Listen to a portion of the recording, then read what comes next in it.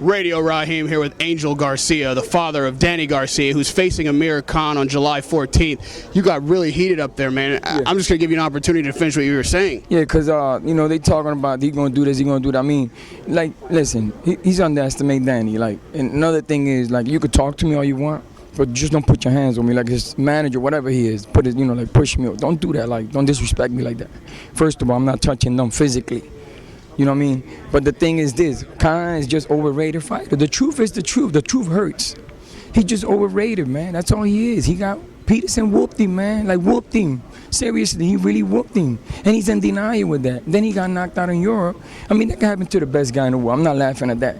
But don't blame it on your religion or your God, whatever you believe in. That was you. You did that. You know what I mean? God don't got nothing to do with that. God is a good God, a blessing God, not a punishing God. It's okay, don't beat me over the head with them lies. You know, people that don't know nothing about boxing, they'll believe stuff like that. But you know, people that do know about boxing, no, that's a lie. Like listen, he's overrated, honestly, he's just overrated. Look, so Danny is the guy that's definitely, he's got the title, but it is as if he's fighting the champion. Yeah. You know, Amir's got popularity on his side. The fight to Lamont Peterson is definitely now questionable because of the steroids question, the judging. It's marred. That's after the rematch. There's no proving in the first fight he was on drugs. He said that he took the medication, but I mean, I don't want to even get into that because that's done with. I don't know what they still going through trial or whatever. But the thing is this, he's just named. That's all he is, a name. That's all he does. Listen, what happened to Danny was in the past, bad management. That's why Danny don't have the fan base that he needs today. That's why Khan has a better fan base, because Danny's management in the past, okay? But that's the past. We can't live the past. We got to live the future. We move on. But the thing is this, Danny, listen, first of all, Danny's the more talented fighter, okay? He's a gifted fighter, okay? Khan is just a basic, regular fighter. It's nothing special about him. So what are you guys going to do in there against Well, we're going to go in there. We're going to go and fight. Like, you know, he's going to stand in and fight. What we're going to do, run all night? That's what we're going to do, try to run all night. But when Danny start cutting the ring on him and start smashing with them, you know what I mean? The difference between Danny is Danny can either knock you out with a right hand or a left hand. He's a two-hand fighter. You know what I mean? Do you respect Amir Khan's skill at all? I mean, Nah, I don't respect him because he's overrated. Don't respect. I look at him as a basic fighter. He's just basic. He just fell through the crack of boxing at the right time, at the right time, at the right time, in the right place. He fell through the cracks. Olympic medals don't mean nothing, man. Because a lot of Olympians, gold medalists, ain't champion today. It's who you know in boxing sometimes. Okay, so medals don't mean nothing.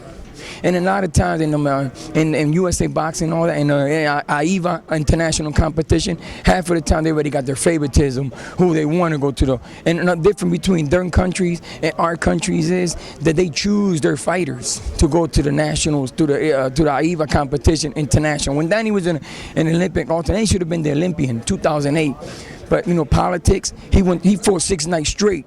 Okay, and in the championship, he got sent up the river to go to the Olympic. That's why it was the worstest Olympic team in 2008. American team of the history of boxing was the worstest team in 2008. Okay, because what they did to the real Olympians, Danny should have been the real Olympian. He should have been 140 pounder.